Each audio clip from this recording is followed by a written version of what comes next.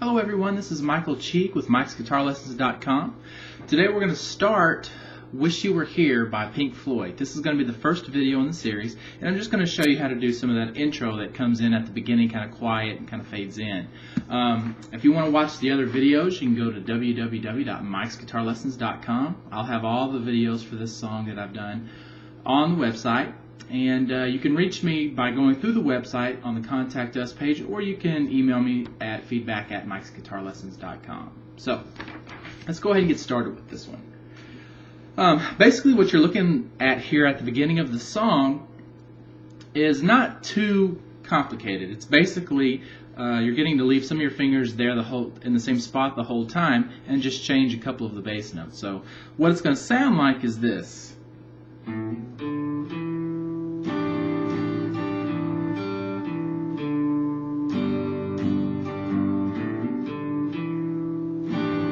It's that section right there that everybody remembers. So, from the beginning of the song, I mean. Now, what we have to do first is learn what chord we're holding down. We don't have to know the name necessarily, but I want to show you what fingers to hold down. So, you're going to take your pinky, and actually, let me go through the strings real quick so you know what I'm talking about. This is the E string, the skinniest one, if you can see that. Then the next one up is the B string, or the second string, depending on what you want to call it. This is the third string G, the D string, or the fourth string, the fifth string, A string, and the E string, or you can call it the sixth string. Now, I'm going to take my pinky and put it on the third fret of the E string, playing that note right there. Okay? I'm going to take my third finger and put it on the third fret of the B string, and play that note. Okay? Now, our first two fingers are going to move around a little bit, so I'm not going to tell you where they go right off the bat. Okay? But this is our chord. You strum 4 strings, that's what you're going to hear. Now, the bass notes that you hear changing around in there that add a little variety to just the plain strumming are going to be played like this. So you're going to keep the third and your fourth finger still. Okay? And to start off the song, the very first thing that you hear, even though it's kind of quiet, is you're going to play open on the D string. Actually, it's open on the A string. I take that back. So, what you've got here is the A string. Remember, that's the fifth string from the bottom. And you're going to play that one open, meaning you just don't press any fingers down. You just pluck it open like this. Okay? And then you're going to take your first finger and hammer on in the second fret of the A string. Now, remember, if you don't know already, a hammer on is just where I'm going to pluck it once, and then the next note, I'm going to come down hard enough with my first finger to make that next note come out without re-plucking the string. Like that. Very common in guitar, so you would definitely want to get used to doing those. Okay, so my first note, again, is open on the A string, and then I'm going to hammer in the second fret of the A string. Okay, my next note is open on the D string. That's the next string down, the one I'm pushing. Okay, and that one's open. Okay, those are the first 3 notes. And that gets us to our chord. What you're going to do here is, and actually this is going to be played as a single note before you play the chord. You're going to put your first finger on the second fret of the D string, playing this note. Okay? Now, what that's going to sound like is this. Okay?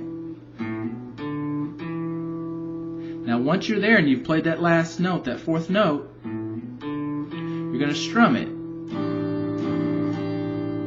Okay? Now, it sounds a little like I'm leaving that incomplete, the strumming pattern, and that's because I have to play a few bass notes again to go to my next chord. So I do have to kind of interrupt my rhythm. So get used to playing this.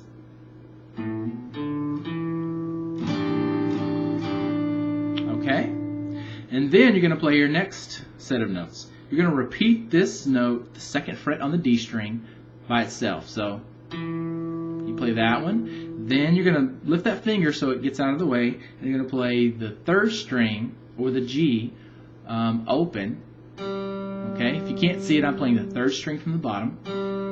Okay, so second on the D, open on the G, back to second on the D, and then open on the D string. Okay, so that was 1, 2, 3, 4 more notes. Okay? So it's going to sound like this. Oh, sorry, I kind of screwed that up.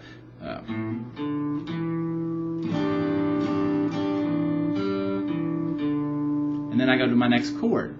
And what that's going to be is just a kind of a normal G chord.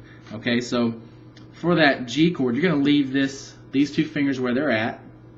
Remember, they stay there the whole time. But after we play our series of 4 notes, we're going to take these two fingers and put them down. Our middle finger is going to go on the 3rd fret of the E string, the thick E string, playing that note. And our first finger is going to go in the 2nd fret of the A string. Okay? Now, I don't hear that one as much. They could be muting that note in the song. I'm not completely positive. So if you wanted to mute that one, that's okay. Or if it accidentally gets muted, not that big of a deal. You'll still have the right sound that you're looking for. Okay? And then you strum that with the rhythm. So you're going to go from the beginning.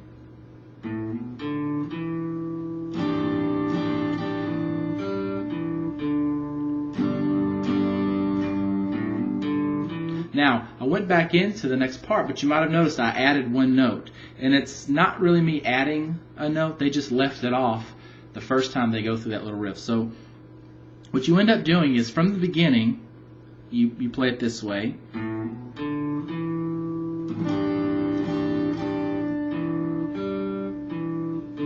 then you play your G chord. And now, the note that they left off the first time is this 3rd fret on the E string that your middle finger is holding down. I want you to play that one. And then you're going to repeat from the beginning of what we did before. Okay, so it's... Now you're going to add that note in with that every time. You don't have to leave it out anymore. And it's back around.